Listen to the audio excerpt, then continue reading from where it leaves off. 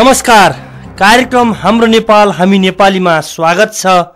म सञ्जीव बगाले। कार्यक्रम हाम्रो नेपाल हामी नेपालीमा हामी तपाईं श्रोताका विचार तथा धारणालाई प्रस्तुत गर्छौं। यो तपाईहरूको आफ्नो कार्यक्रम हो। कार्यक्रममा तपाईं श्रोताले कुनै पनि एक विषयमा आफ्ना विचार तथा धारणा प्रस्तुत गर्न सक्नुहुन्छ। त्यो विषयवस्तु राजनीतिक, आर्थिक, सामाजिक, सांस्कृतिक जेसुकै पनि हुन सक्छ। तपाईले राख्नुभएका विचारले, तपाईले दिनुभएका विभिन्न खालका धारणा तर्कले एउटा विषयवस्तु बनाउन सक्छ अथवा यसले सम्बन्धित निकायलाई दबाव सिर्जना गर्न सक्छ। तपाई हामी कार्यान्वयन गर्ने निकाय त होइन, तर पनि तपाई हाम्रो दबावले, तपाई हाम्रा विचारले कार्यान्वयन गर्ने निकायलाई दबाव दिन सक्छ, झकझक्याउन सक्छ। तपाईका घर वरपर विभिन्न खालका घटनाक्रमहरू हुन सक्छन्। तपाईले भोग्नु भएको थुप्रै समस्या हुन सक्छ, किनकि तपाई हामी सधैँ अहिले समस्यामा पेल्सिरहेका छौं। तपाईकै घर वरपर भएका विभिन्न खालका अनियमितता हुन सक्छन्। तपाईले कुनै सार्वजनिक निकायबाट दुःख पाउनु भएको हुन सक्छ। तपाईलाई अनाहकमा कसैले बेइमानी गरेको हुन सक्छ अथवा कसैले दुःख दिएको हुन सक्छ। यी यावत विषयहरू जसलाई तपाईले कार्यक्रममा उठाउन सक्नुहुन्छ। श्रोता, नेपालीको दैनिकी अहिले अभावमा पिल्सिएको छ। पटक पटक तराई मधेसमा भएका आन्दोलनलाई सम्बोधन गर्ने भनेर वार्ता भएका छन्। पटक पटक भएका वार्ताहरू कुनै निष्कर्षमा पुग्न सकेका छैनन्। केही दिन अगाडिसम्म अथवा केही दिन अघिसम्म वार्ता सकारात्मक दिशातिर गएको हो कि भन्ने देखिएको थियो र दुवै पक्षका आन्दोलनकारी दलका तर्फबाट र सरकारका तर्फबाट समेत वार्ता सहमति नजिक पुगेको भनेर भनिएको थियो। तर निष्कर्षमा नपुग्दासम्म यस्ता वार्ताको अथवा यस्ता वार्ता फलदायी भए कि भएनन्, सहमति निस्के कि निस्किएन अथवा सहमति नजिक पुगेको छ कि छैन भन्ने कुराले अर्थ राख्दो रहेनछ। वार्ता सफल भयो या असफल, सफल भएको भए अहिले सबै कुरा सुचारू हुने थियो होला। वार्ता असफल भयो जसले गर्दा सबै कुरा बिग्रदै गएको छ, झन्झन परिस्थिति कठिन बन्दै गइरहेको छ। केपी ओली प्रधानमन्त्री भएको 100 दिन पनि पूरा भइसक्यो। 100 दिन पूरा हुँदासम्म पनि सरकारले जनताका आवश्यकताहरू पूरा गर्न सकेन।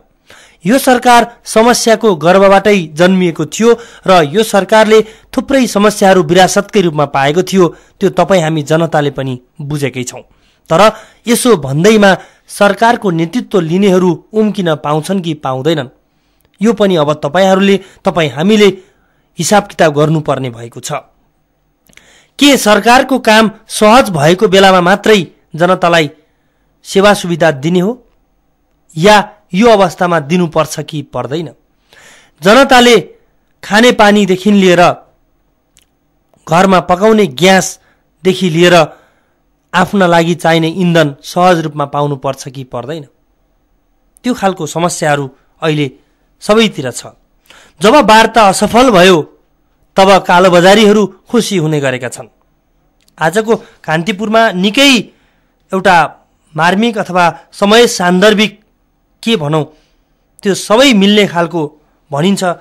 एउटा तस्बिरले हजारौं शब्दभन्दा बढी सन्देश दिन सक्छ। आजको कान्तिपुरको कार्टुन त्यही छ।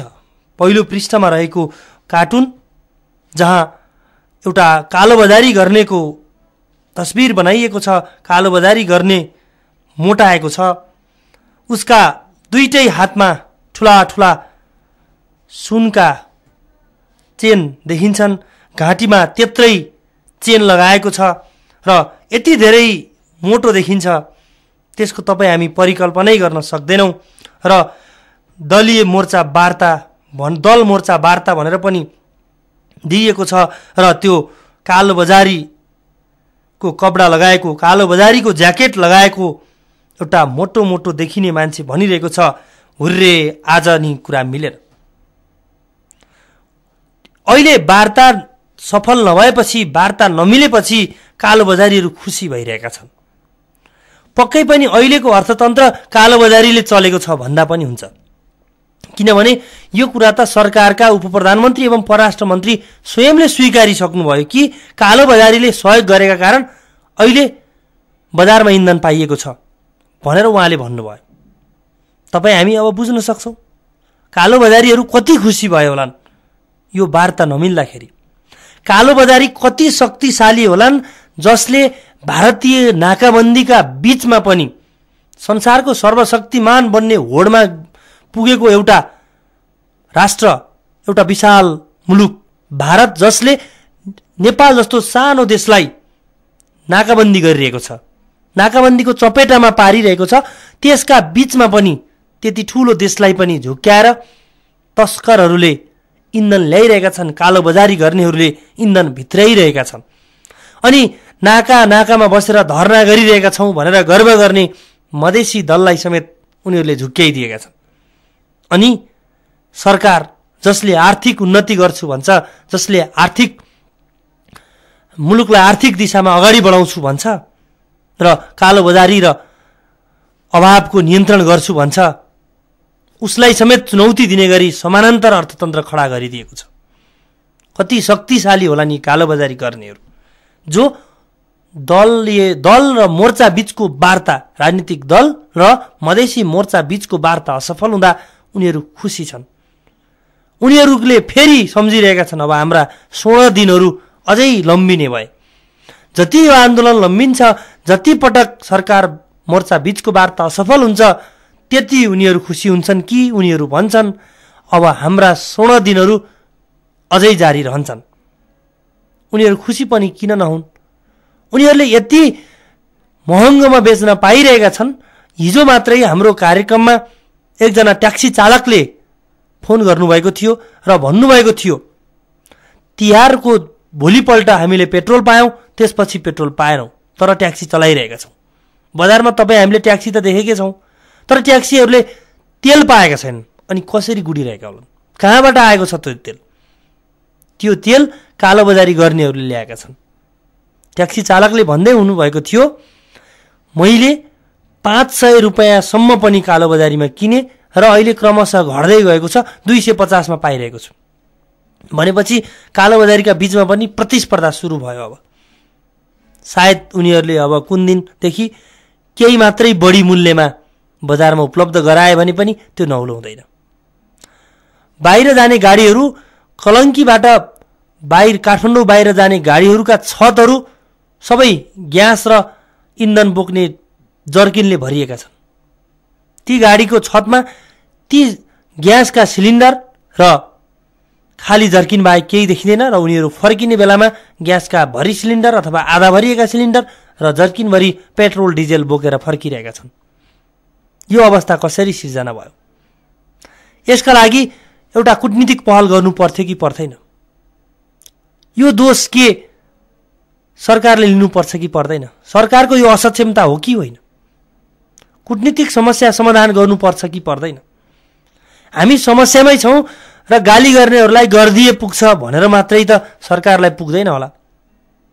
यही अवस्था छ, यस्तै छ भन्नका लागि त जोसुकै त्यो सत्तामा बसे पनि उसले सत्ता सञ्चालन गर्न सकिहाल्छ।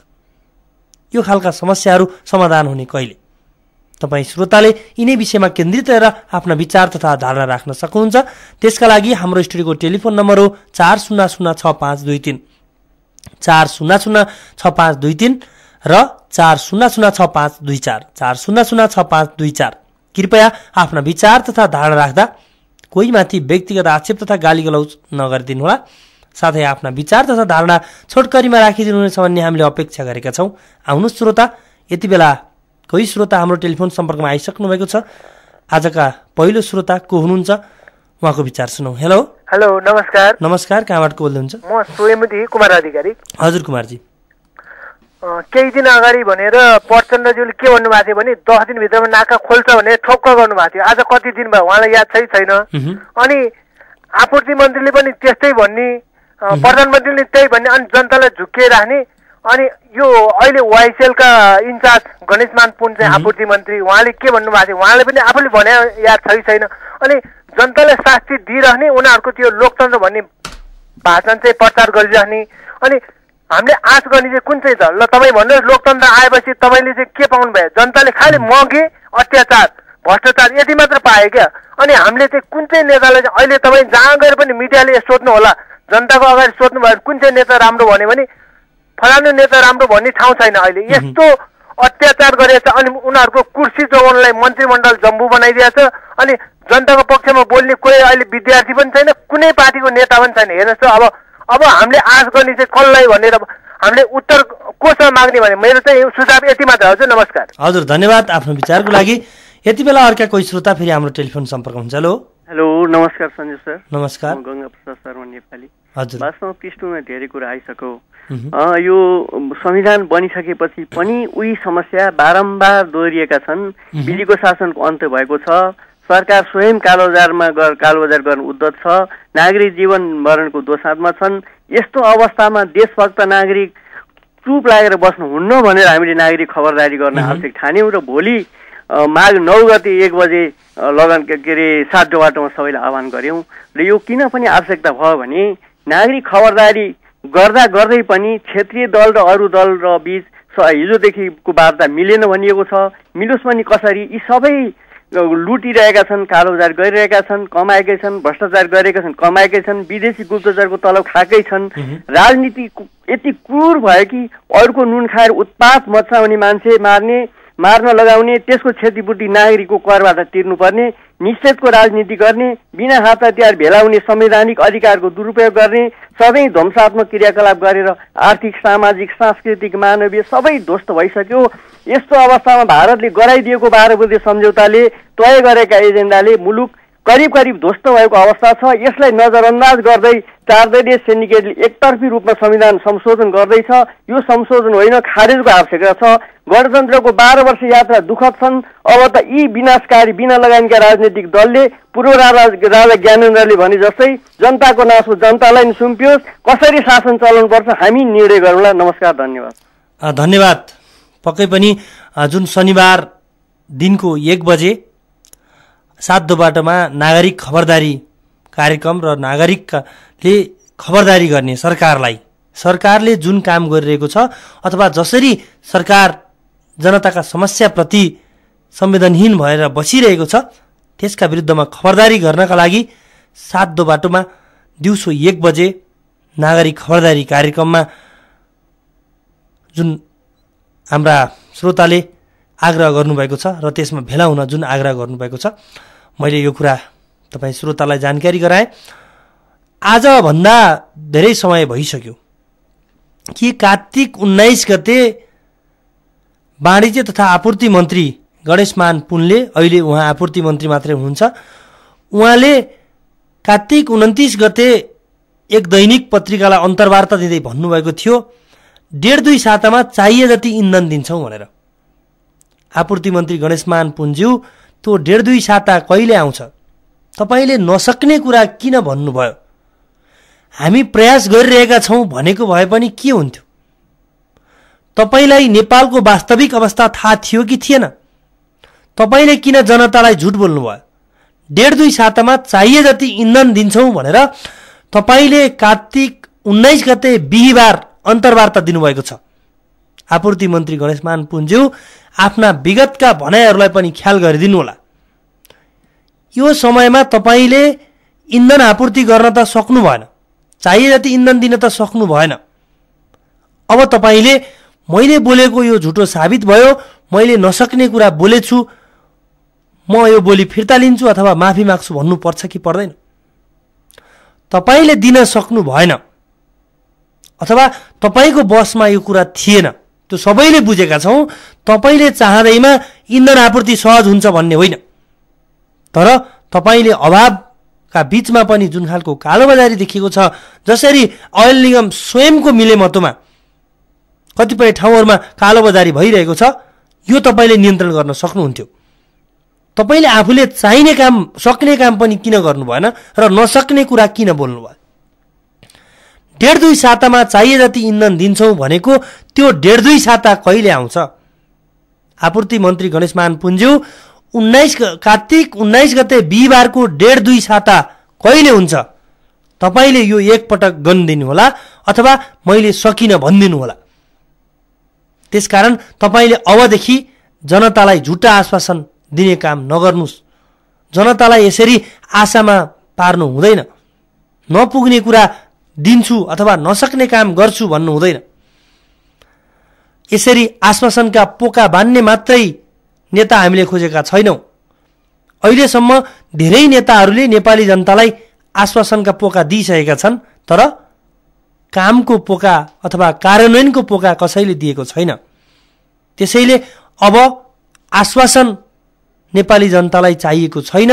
सक्छु भने सक्छु भन्नुस्, सक्दिन भने सक्दिन भन्नुस्, जे सक्नुहुन्छ त्यो भन्नुस्, जे भन्नुहुन्छ त्यो काम गर्नुस्, नसक्ने काम गर्छु नभन्नुस्। यति बेला अर्का कोही श्रोता फेरि हाम्रो टेलिफोन सम्पर्कमा हुनुहुन्छ। हेलो हेलो, कोही श्रोता हाम्रो टेलिफोन सम्पर्कमा हुनुहुन्छ। हेलो नमस्कार। नमस्कार, कहाँबाट बोल्दै हुन्छ?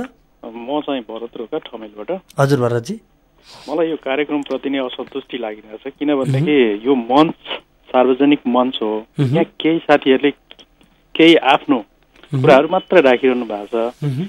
कोटेश्वरबाट सुरु हुन्छ, बालाजु हुँदै वनस्थली अनि क्षेत्रपाटीमा इन हुन्छ। जहिले पनि त्यही मान्छेहरूको कुरा सुन्दा मलाई लाग्छ कि कतै सञ्चालक नै तिनीहरू नै हुन् कि कार्यक्रम सञ्चालक, अरू मान्छेहरू कोही पनि आएर देख्दिन। त्यसरी ऊ भइरहेछ। र दोस्रो कुरो, यो नागरिक मञ्च हो। भोलि उहाँहरूले नागरिक मञ्चको कार्यक्रम राख्ने भन्नुभएको छ। कता कता उहाँहरूको भित्री आश्रय चाहिँ बहुदल विरोधी अथवा गणतन्त्र विरोधी राजा चाहिन्छ भन्ने कुराहरू मात्रै उठाइरहनु भएको छ। म नि जान्छु जस्तो लागेको थियो, तर मलाई हिजो जब नासिरजीको कुरा सुन्दाखेरि कतै म त भ्रमको छु कि उहाँहरू भ्रमको सिर्जना गरिरहनु भएको छ कि एउटा मञ्चलाई प्रयोग गरेर सोझा साझा जनताहरूको कुराहरू उठाउने अनि त्यसपछि पुरानो राजालाई ल्याउने विचारमा को हिँडिरहनु भएको छ कि जस्तो लाग्यो। त्यही भएर मलाई त्यो कार्यक्रमप्रति जानलाई अनिच्छुक लाग्यो मलाई। त्यही भएर यही कुरा राख्न चाहन्छु। धन्यवाद। हजुर धन्यवाद आफ्नो विचारको लागि। यो कार्यक्रममा तपाईँ जसुकै श्रोताले पनि आफ्ना विचार तथा धारणा राख्नुहुन्छ। हाम्रो कुनै त्यस्तो चाहना छैन निश्चित श्रोताले फोन गरोस् अथवा निश्चित श्रोताले निश्चित विचार राखोस् भन्ने हाम्रो कुनै पनि चाहना र अभिप्राय पनि छैन र त्यो हाम्रो नियत पनि होइन। तपाईँ जोसुकै श्रोताले पनि जेसुकै विषयमा पनि स्वस्थपूर्ण ढङ्गले आलोचना गर्न सक्नुहुन्छ। कसैलाई गाली गर्नका लागि यो कार्यक्रम बनाइएको होइन र कुनै एक व्यक्तिका लागि केन्द्रित गरेर पनि यो कार्यक्रम होइन। त्यसकारण तपाईँ जुनसुकै श्रोताले पनि हाम्रो स्टुडियोको टेलिफोन नम्बर 40065234 40065234 र 40065224 मा टेलिफोन गर्न सक्नुहुनेछ र आफ्ना लागेका अथवा आफूलाई लागेको जुनसुकै विषयमा तपाईहरूले आफ्ना विचार तथा धारणाहरू राख्न सक्नुहुन्छ। त्यसका लागि हामी तपाईका विचार सुन्न सधैँ तयार छौं र तपाईको विचारको हामी सधैँ पर्खाइमा छौं र तपाईहरूले नयाँ नयाँ विचार प्रस्तुत गर्नुहुनेछ, नयाँ नयाँ श्रोताहरू दिनौं आइरहनुहुनेछ भन्ने हाम्रो अपेक्षा छ। हाम्रो अपेक्षा तपाईँ श्रोताहरूले पूरा गरिदिनुहुनेछ भन्ने समेत हाम्रो चाहना छ।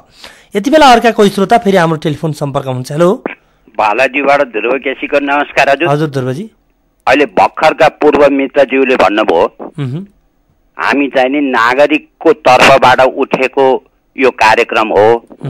बेलामा चाहिँ नि ट्याक्क मेरो फोन लाग्यो। हजुर म उहाँलाई अनुरोध गर्छु भोलि दिउँसो 1 बजे साडो बाटोमा आउनुहोस्, यो ध्रुव केसीलाई भेट्नुहोस्। म तपाईँ जस्तै हुँ, मेरो कुनै स्वार्थ छैन।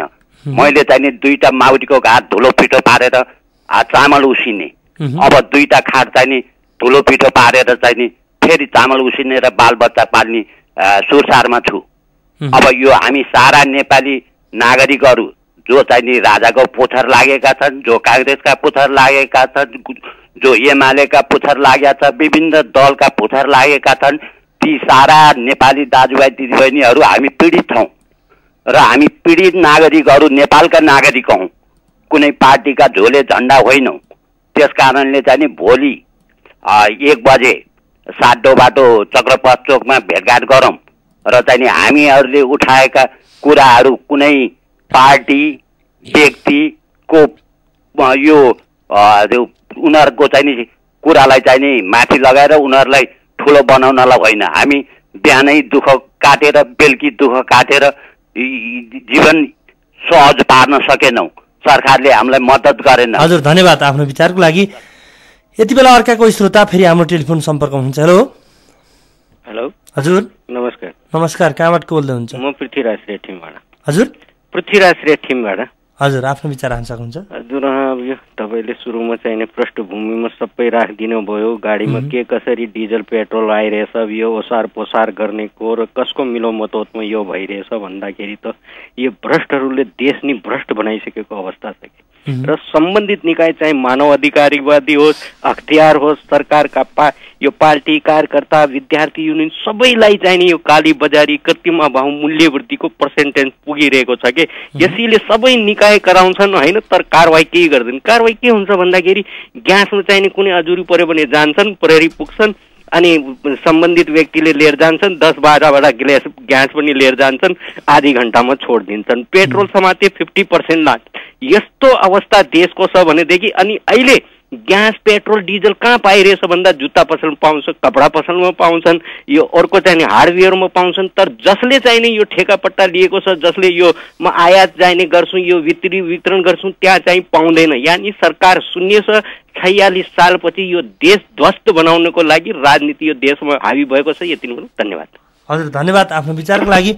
यति बेला अर्का कोही श्रोता फेरि हाम्रो टेलिफोन सम्पर्कमा हुन्छ। हेलो कोही श्रोता हाम्रो टेलिफोन सम्पर्कमा हुन्छ। हेलो हजुर नमस्कार। नमस्कार, कहाँबाट को बोल्दै हुन्छ? म कौशल टाढोबाट विश्वम्भर कोइराला। हजुर विश्वम्भरजी। मेरो चाहिँ यो भनाइ कस्तो छ भने नि यो अहिले जुन नेताहरूले चाहिँ जुन गडबड गरे नि यो मोदीलाई चाहिँ दोष हुन त अन्यथा अर्थ नलगाउनु होला, तर चाहिँ के हो भने नेपालमै 80% भन्दा बढी हिन्दू भएको देशलाई हिन्दू राष्ट्र गरौँ भन्ने चाहिँ मोदीको चाहिँ आह्वान रहेछ भने अब यो 2-4% यताउता बारागुरु जम्मै क्रिस्चियन बनाउने के गर्ने के धर्म प्रचार गरेर चाहिँ पश्चिमाहरूको चाहिँ गर्नेहरूको बोलबाला बढेको हुनाले यस्तो भएको। मोदीजीले हिन्दू राष्ट्र चाहिँ गरौँ, अरू केही छैन, 2 दिनपछि घोषणा गर भनेको थियो अरे। भने त्यो 2 दिन कुर्दाखेरि के हुन्थ्यो? हिन्दू राष्ट्र चाहिँ 80%ले नहुने, 1-2 भोटले जितेका चाहिँ 601 भनाउँदाहरूले चाहिँ जे मन लाग्यो त्यही गरेर चाहिँ गडबड गरेर यस्तो भएको र चाहिँ जसलाई देशको माया छैन त्यो चाहिँ अब यहाँ चाहिँ शासक भएर हिँडिया छन्। अब वाइसिएल फाइसिएल भएर चाहिँ बारागुरु काटमार गर्नेहरू मन्त्री भएको खोइ त उ ल्याएछ। त्यस्तो गद्दारहरूले चाहिँ गरेको सरकार चलाएपछि अनि फेरि यस्तो नभए कस्तो हो त? त्यसो भएको हुनाले यो चाहिँ यी नै नेपाली गद्दार नेताहरू टाकाहरूले यस्तो गराएको हो भन्न चाहन्छु। हजुर धन्यवाद आफ्नो विचारको लागि। यति बेला अर्का कोही श्रोता फेरि हाम्रो टेलिफोन सम्पर्क हुन्छ। हेलो हेलो कोही श्रोता हाम्रो टेलिफोन सम्पर्कमा हुन्छ। हेलो हेलो हजुर। ए नमस्कार। नमस्कार, कहाँबाट को बोल्दै हुनुहुन्छ? म काठमाडौँ गुणस्थानबाट प्रदीप मान श्रेष्ठ। हजुर प्रदीप मान। अहिलेको यो हेर्नुहोस् मधेसवादी मोर्चाको आन्दोलन हेर्दाखेरि अब संविधान संशोधन गरेर उहाँहरूको सबै नै माग हुन सक्ने जति नेपालले पुरा गर्न सक्ने जति पुरा गर्ने प्रावधान छ। अब त्यतातिर नगइकन अब यो संविधान सभाको निर्वाचनमा जनताले हराएका प्राय मधेसी मोर्चाका नेता बनेका छन् अहिले।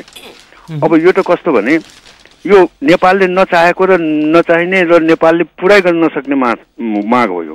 किनभने यो माग पनि भारतीय सहयोगमै उहाँहरूले आन्दोलन गरेको हो, होइन भने हामी कहाँतिर त हामीले नाका खोल्न खोजेकै हो नेपालले। तर भारत सरकारले भारतबाट नाका खोल्ने कोसिस किन गरेन? योबाट प्रश्न हुन्छ।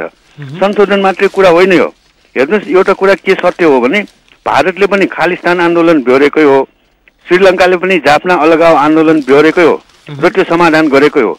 नेपालको पनि यदि त्यस्तो नियत राखेर मधेसवादी मोर्चाले आन्दोलन गरेको हो भने यो नेपाल सरकारले यो समाधान गर्छ।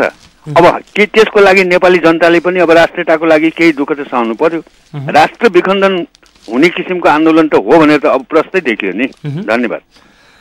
श्रोता, हिजो मोरङको रङ्गेलीमा जुन खालको घटना भयो र त्यो घटनाले गर्दाखेरि अझै सरकार र मधेसी दल बीचको दूरी अझै बढ्ने हो कि भन्ने खतरा पनि उत्तिकै उत्पन्न भएको छ।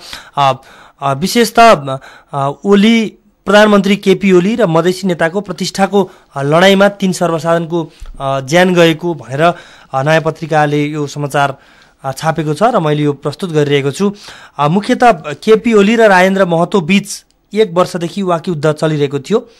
जोगबनी नाकामा प्रहरी कारबाहीमा घाइते भएका महतो उच्च रक्तचापको समेत दबावमा परेपछि दिल्ली उपचार गर्न गएका थिए। राजेन्द्र महतोको विषयमा देशले त्यति धेरै ध्यान दिएको थिएन। प्रधानमन्त्री केपी ओलीले सिधै फोन गरेर वार्ताका लागि काठमाडौँ आउन आह्वान गरे। तर उनकै युवा सङ्घले भने विमानस्थलमा कालो झण्डा देखाएर प्रचार प्रसार बटुल्ने कोसिस गर्यो। विमानस्थलमा एमाले युवा सङ्घको कालो झण्डा हेरेर बालुवाटार पुगेका महतोलाई ओलीले भव्य स्वागत गरे। उनीहरूबीच परिवार र स्वास्थ्यका विषयमा अन्तरङ्ग कुराकानी भयो। घटनाको पृष्ठभूमि प्रधानमन्त्री केपी ओली सत्तारूढ दल माओवादी र प्रमुख प्रतिपक्षी काङ्ग्रेसले मधेसको मुद्दालाई राजनीतिक भन्दै दिनदिनै बालुवाटारमा वार्ता गरिरहेका छन्। तर एमालेको युवा सङ्घले भने मधेस आन्दोलनको एकमात्र शिखर पात्रका रूपमा राजेन्द्र महतोलाई प्रस्तुत गर्यो। महतोलाई देखाउन भन्दै युवा सङ्घले मोरङको रङ्गेलीमा कार्यक्रम आयोजना गर्यो, जसको प्रमुख अतिथि प्रधानमन्त्री केपी ओली हुनेछन् भनेर प्रचार गरियो। केन्द्रमा वार्ता चलिरहेको बेलामा ओलीलाई ल्याएर आमसभा गर्ने थाहा पाएपछि मधेसी मोर्चा कार्यकर्ताले आफूहरूलाई चुनौती दिन खोजेको भन्दै विरोध गरेका थिए। उनीहरूले आमसभा नगर्न र गरेमा बिथोली दिने चेतावनी दिएका थिए। तर युवा सङ्घका नेता परशुराम बस्नेत, जिल्ला अध्यक्ष मुकेश बुढाथोकी सहितको टोलीले जसरी भए पनि कार्यक्रम गरेर छान्ने भन्दै प्रचार प्रसार तीव्र बनाएका थिए। युवा सङ्घले बिहिबार गर्न लागेको आमसभा विफल पार्न मोर्चा कार्यकर्ताले रङ्गेली बजार 2 दिनका लागि बन्द गराएका थिए। दोहोरो झडपको आशंकाले रङ्गेली बुधबारदेखि नै तनावपूर्ण बनेको थियो। स्थानीय बासिन्दा त्रसित थिए।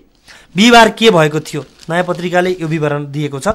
प्रधानमन्त्री ओलीकै उपस्थितिमा रङ्गेलीमा कार्यक्रम हुने भनेर व्यापक प्रचार प्रसार गरिएको थियो। प्रमुख दल र मधेसीको वार्ता सहमतिमा नपुगेसम्म प्रधानमन्त्रीलाई मधेसमा कार्यक्रम गर्न नदिने भन्दै मोर्चाका कार्यकर्ताले कार्यक्रम बिथोल्ने चेतावनी दिइरहेका थिए। यसैबीच उनीहरूले कार्यक्रमकै दिन आम हडताल आह्वान गरेका थिए। बिहिबार बिहानसम्म पनि प्रधानमन्त्री ओली नै जाने भन्ने प्रचार थियो। तर अन्तिममा एमाले महासचिव ईश्वर पोखरेल रङ्गेली जाने कार्यक्रम बन्यो। उता परशुराम बस्नेतले कार्यक्रम सफल बनाउन व्यापक तयारी गरिरहेका थिए। युवा सङ्घको आयोजना र मोर्चाको चेतावनी बीच सर्वसाधारण त्रसित थिए। कतिखेर के हुने भनेर सबै डराइरहेका थिए। युवा सङ्घ र मधेसी मोर्चाले आफ्नो शक्ति प्रदर्शन गरेर गाउँ गाउँबाट कार्यकर्ता र सर्वसाधारण ओसारे। 500 मिटरको दूरीमा प्रतिस्पर्धी सभा आयोजना भयो। युवा सङ्घको कार्यक्रममा करिब 1000 सहभागी थिए भने मोर्चाको सभामा गाउँ गाउँबाट लाठी बोकेर आएका करिब 500 कार्यकर्ता थिए। चेतावनी दिँदा पनि कार्यक्रम नरोकेको भन्दै मोर्चा कार्यकर्ता उत्तेजित हुँदै युवा सङ्घको आमसभा स्थलतर्फ बढेका थिए। प्रहरीले रोकेपछि झडप भयो। स्थिति नियन्त्रणमा लिन प्रहरीले केही सेल अश्रु ग्यास प्रहार गरेको र त्यसपछि हवाई फायर गरेको थियो। हिंसात्मक घटनापछि युवा सङ्घले कार्यक्रम केही क्षणमै सकेको थियो। तर त्यतिन्जेलसम्म 3 जनाको ज्यान जाने गरी गोली चलिसकेको थियो। गोली लागेर रङ्गेली 4 की द्रौपदी चौधरी, बरडङ्गा 2 का महादेव ऋषिदेव र डहानिया 9 का शिबु माझीको मृत्यु भएको छ। मोरङका सहायक प्रजीय देवी कट्टेलका अनुसार विक्रम सहनी, सत्यनारायण शाह, मुना मण्डल, जगन्नाथ शाह, सुबोध मण्डल, मनोज सिंह राई, दिलीप धाडेवाल, प्रकाश ढकाल लगायत छन्। मधेसी र ओलीको सधैँ पैठोजोरी। मधेसी दल र केपी ओली बीचमा सधैँ पैठोजोरी भइरहेको छ। ओलीले केसम्म भने विगतमा 2071 पुस 23 गते ओलीले समथर जमिन जति मेरो भन्छन् मान्छेहरू, समथर त उता पनि छ। अब बिहार यूपीलाई पनि मधेस प्रदेशमा ल्याउने? सोही दिन महतोले ओलीले आफूहरूलाई अपमान गरेको भन्दै भने हामीले भारतको भूभागलाई पुनर्संरचना गर्न लागेको त होइन। यस्तो आपत्तिजनक कुरा किन उठाउनु भयो? यो हामीलाई ह्युमिलेसन गर्ने काम भयो। 2072 असोज 6 गते अङ्गीकृत नागरिकताको विषयमा ओलीले भन्नुभएको थियो, नेपालमा आएर बस्न पाएकै छौ, अङ्गीकृत नागरिकता पनि दिएकै छ, घर जग्गा किन्न पैसा कमाऊ भनेकै छ, सांसद मन्त्री पनि बन्न दिएकै छ। अब त्यसले नागरिकता लिएको भोलिपल्टै नेपालको राष्ट्रपति नै बन्न पाउनुपर्ने, प्रधानमन्त्री र मुख्यमन्त्री नै बन्न पाउनुपर्ने किन? 2072 पुस 6 गते प्रधानमन्त्री ओलीले फेरि भन्नुभएको थियो। एमालेको सुनसरी परिषद उद्घाटनपछि 6 पुसमा ओलीले भन्नुभएको थियो, जोसुकै कराउँदै गरून्, प्रदेश नम्बर 1 बाट कुनै पनि ठाउँ तलमाथि हुने छैन।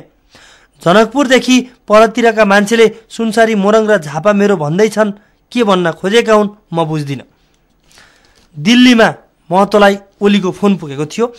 2071 पुस 25 गते 1 वर्ष अघि 4 दलको बैठकमा आफूमाथि आपत्तिजनक शब्द प्रयोग गरेको भन्दै ओलीले माफी माग्नुपर्ने महत्त्वको भनाइ थियो। मलाई अपमान गरेको भए केही फरक पर्ने थिएन। उहाँले बिहार र युपीसँग मधेसमा राख्ने भनेर मधेसी जनताको अपमान गर्नुभयो। त्यसैले मधेसी जनतासँग ओलीले माफी नमागेसँग एमालेसँग पनि सम्बन्ध सुध्रिँदैन महतोले भन्नुभएको थियो। त्यसपछि ओली र महतो एउटै बैठकमा भेट भएनन्। महतो मधेस झरे, ओली प्रधानमन्त्री भए। विराटनगर जोगबनीमा प्रहरीले कुटपिट गर्दा घाइते भएका राजेन्द्र महतो उच्च रक्तचापको समेत उपचार गर्न दिल्ली गएको बेला प्रधानमन्त्री ओलीले मधेसका मागप्रति आफूहरू अनुदार नरहेको भन्दै फोन गरेका थिए। महतोले 11 बुधे माग सम्बोधन गरे। मधेसी र ओलीको सम्बन्ध सुध्रिने जवाफ दिएका थिए। माग पूरा नभएसम्म काठमाडौँमा नआउने घोषणा गरेका महतो ओलीसँग सहमति भएपछि बालुवाटार पुगे र वार्तामा सहभागी भए। 1 वर्ष 10 दिनपछि 3 माघमा बालुवाटार पुगेका महतोलाई ओलीले सुरुमै आपका सेहत अब कैसा है भनेर सोधेका थिए। ओली र महतोको पछिल्लो सम्बन्ध।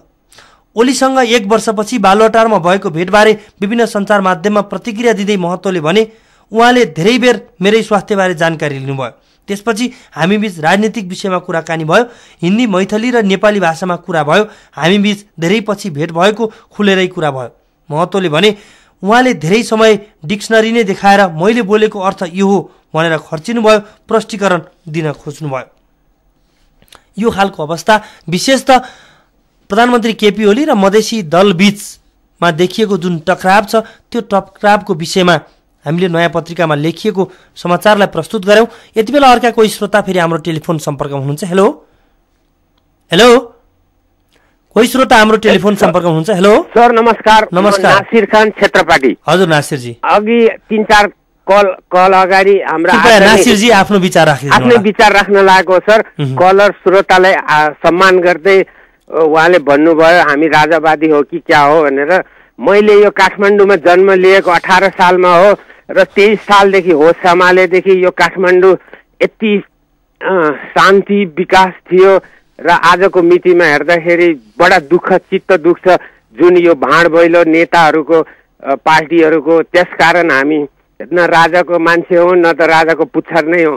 हामी एउटा साधारण नागरिक दुःख पाएकोले रेडियोमा बोल्ने गर्छौँ र त्यसै कारण हामीले यो सातो बाटोमा कार्यक्रम राखेका छौँ।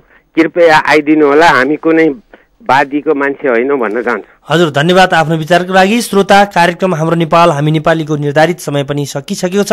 फोन गरेर साथ दिनुहुने तमाम श्रोतालाई धन्यवाद र हाम्रो कार्यक्रम सुनेर साथ दिनुहुने तमाम श्रोतालाई धन्यवाद भन्दै कार्यक्रमबाट प्राविधिक मित्र अनिस र म सञ्जीव बिदा चाहन्छौँ। हामीलाई सुन्दै रहनुहोला। नमस्कार।